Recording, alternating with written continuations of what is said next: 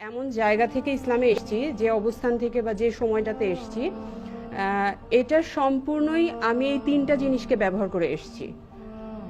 আমি 29 বছর পর্যন্ত আমার আকলটাকে, আপনারা যেটা বলছেন আমি বিবেক বলি, বুদ্ধি বলি, এতদিন বলে জেনে আসতাম যে আমি 29 বছর আমার সমাজ, আমার পরিবার, মানুষের আচরণ, এগুলো অবজারভেশন করেছি, অ্যানালিসিস করার যেটুকু আমার ক্যাপাবিলিটির মধ্যে ছিল আমি করেছি। 29 বছর পরে এসে আমি এই 29 বছর অন্যান্য ধর্মগ্রন্থ পড়েছি। আমি হিন্দু ধর্মে তো জীবনযাপনই করেছি। এরপরে আমি প্রথম হিন্দু ধর্মের মানে ধর্মগ্রন্থগুলো পড়া শুরু করলাম, এটা অনার্স ফার্স্ট ইয়ারে। তারপরে আমি বাইবেল পড়লাম। আমি জাপানে শান্ত ধর্ম নিয়ে পড়ালেখা করেছি, মানে তুলনামূলক একটা আলোচনার পড়ালেখা আমি করেছি। এবং 2012 সাল পর্যন্ত আমি এই ডিসিশনে আসলাম যে এগুলো মানুষের লেখা বই, তার মানে ওগুলো সম্পর্কে আমি একটা ডিসিশনে ফাইন্ডিংসে আসতে পারলাম।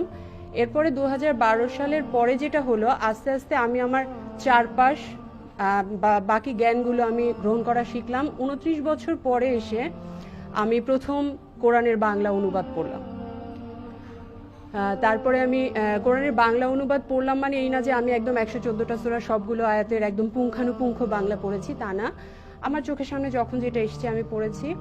এর সাথে আমি হাদিস, যে কয়টা হাদিস আমার চোখের সামনে এসেছে আমি পড়েছি। আমি খুব বিচার বিশ্লেষণ করে, এরকম না যে কোনটা সহি কতটুকু আছে, কিন্তু কোনটা আমি রিসিভ করছি বা রিসিভ করছি না, যেটা আমার মনে হয়েছে যে না, এটা মনে হয় আমার এত প্রিয় নবী করিম সাল্লাল্লাহু আলাইহি সাল্লাম, তার কাছ থেকে এরকম আসার কথা না, তখন আমি সেটা একটু দূরে সরিয়েছি। তো তার মানে কিন্তু আমি কোরআনের আয়াতগুলো যখন বোঝার চেষ্টা করেছি, তখন বারবার আমার একটা প্রশ্ন ছিল, আল্লাহ কেন এটা বলছেন? আল্লাহ কেন আমাকে বললেন তোমাকে এটা পালন করতে হবে? আমি নিজের মনে প্রশ্ন করেছি। কখনো আল্লাহ সাহায্য পেয়েছি, তিনি আমাকে সাহায্য করেছেন বুঝতে। কখনো স্বপ্ন দেখেছি, জানি না এটা সবাই বিশ্বাস করবে কিনা। এবং আমি আমার এই 29 বছরের লেখাপড়ার ভিত্তিতে আমার যে বিবেক, বুদ্ধি বা আকলটা তৈরি হয়েছিল, সেটার ভিত্তিতে আমি ইসলামকে 16 দিন, 1 মাস পড়েছি। 16 দিনের মধ্যে আমি বুঝতে পেরেছি, আমি ইসলাম ধর্ম গ্রহণ করেছি। এবং আমাকে পরিবার বা বিভিন্ন জায়গা থেকে বলা হয়েছিল দরকার নেই। তো তারপরে আমি তখন আমি প্রোটেস্ট করতে পেরেছি যে না, আমি আমি আল্লাহকে চিনেছি, আমি বুঝেছি আল্লাহ কেন এই বিধানগুলো দিয়েছে, আমি নবী করিম সাল্লাল্লাহু আলাইহি সাল্লামকে ভালোবাসতে পেরেছি, আমি বুঝেছি উনি আমার ভালোর জন্যই এতগুলো কথা বলে গেছেন। সুতরাং আমি আজকে থেকে তাকে তার ওবিডিয়েন্ট হব, বাধ্যতা স্বীকার করলাম, আমি আত্মসমর্পণ করলাম এবং বাধ্যভাবে আমি চলার চেষ্টা করব যখন যেটুকু বুঝে এসছে। তো এক্ষেত্রে যে প্রবলেমটা হয়েছে, আমি অনেক কিছু বলার চেষ্টা করেছি, অনেকে অনেক রকম আমাকে যে নসিহত করার চেষ্টা করেছে। তো যেটা হয়েছে, আমার যে নিজস্ব একটা বুদ্ধি বা বিবেকের জায়গাটা ছিল, আমি কিন্তু ঠিক যতক্ষণ পর্যন্ত না আমি মানসিকভাবে বুঝতে পেরেছি যে হ্যাঁ, আমার কমন সেন্স যতক্ষণ পর্যন্ত না সায় দিয়েছে, আমি কিন্তু গ্রহণ করতে পারিনি। হয়তো সে আমার ভালোর জন্য বলেছে, কিন্তু আমি পারিনি।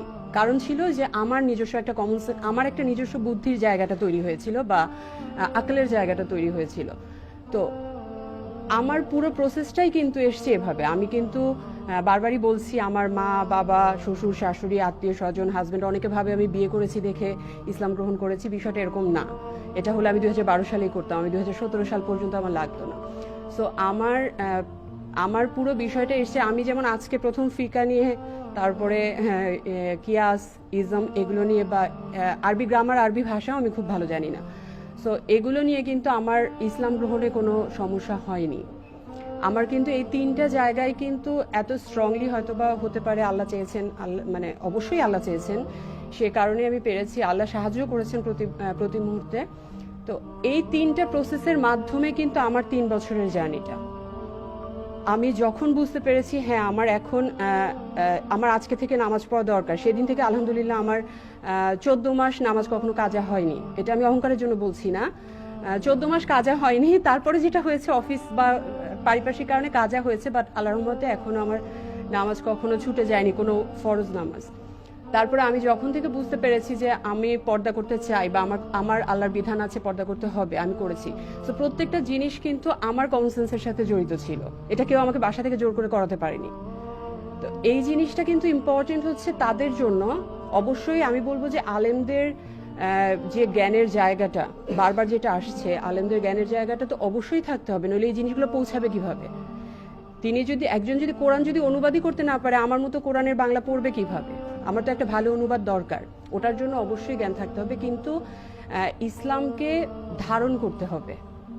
আমাদের কোরআনে আয়াতে আল্লাহ কি বলতে চেয়েছেন আমি যেটা বুঝি, যেমন আমার একটা হাদিস আমার সামনে আসলো। আমি একদিন আমার খুব কষ্টের একটা কথা একজনের সামনে বলছিলাম, মানে আমার জীবনের সবচেয়ে স্যাডেস্ট পার্ট ছিল ওটা। তো আমি আমার ফ্রেন্ডকে বলছিলাম, তো বলতে বলতে কথা মাঝখানে উঠে চলে গেল।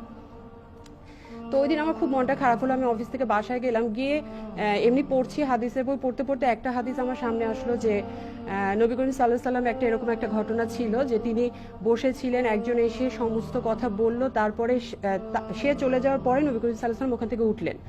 তো তার বর্ণনাটা ছিল এরকম, কেউ যদি তোমার কাছে কোনো কথা বলতে আসে, তার কথা অর্ধেক রেখে উঠে যেও না। আমার জানার মতে আপনাদের এই হাদিসটা সবাই হয়তো বা জানার কথা। তো আমার তখন একটা ফিলিংস আসলো যে মানুষটা 1500 বছর আগে আমার এই ছোট্ট একটা অনুভূতির খবর রেখে গেছে, তাকে আমি মানবো না কেন? বা তার কথা আমি কেন শুধুমাত্র লজিক দিয়ে চিন্তা করব? ভালোবাসার জায়গাটা কেন নাই ওখানে? তো এই ছোট্ট একটা বিষয় কিন্তু তার প্রতি আমার ভালোবাসা হয়তো আমার মা বাবা সন্তান স্বামী সবার চেয়ে বেশি করে দিতে পেরেছে। তো আল্লাহ তো বলেছেই ওটা যে তোমাদের যখন পুত্র সন্তান স্বামী পিতা এদের চেয়ে যখন আমাকে ভালোবাসবে বেশি, তখনই তোমাদের কবুল করা হবে, বা এরকম বা যাই হোক। তো সেই জায়গা থেকে আমি যেটা ফিল করছি যে ইসলামের একাডেমিক সাইডটা তো অবশ্যই দরকার আছে, কিন্তু দাওয়াতের ক্ষেত্রে আমার নিজেকে ফিল করতে হবে, আমার কমন সেন্সের জায়গাটাকে ওখানে আস্তে আস্তে ইসলামের সুন্দর জিনিসগুলো ঢুকানোর ব্যবস্থা করতে হবে।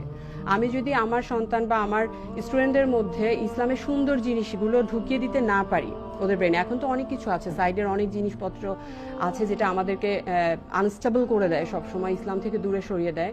তো আমরা যদি ওদেরকে ধীরে ধীরে ইসলামের সৌন্দর্যগুলো যদি ওদের মধ্যে ইনপুট দিতে পারি, তাহলে কিন্তু ওদের চিন্তা করার জায়গাটা বাড়বে, ওদের ওই সেন্সটা আপগ্রেড করবে। তখনই কিন্তু আমি কোরআন এবং হাদিসকে আপন করে নিতে পারবো, তার আগে পারবো না। তো থ্যাংক ইউ।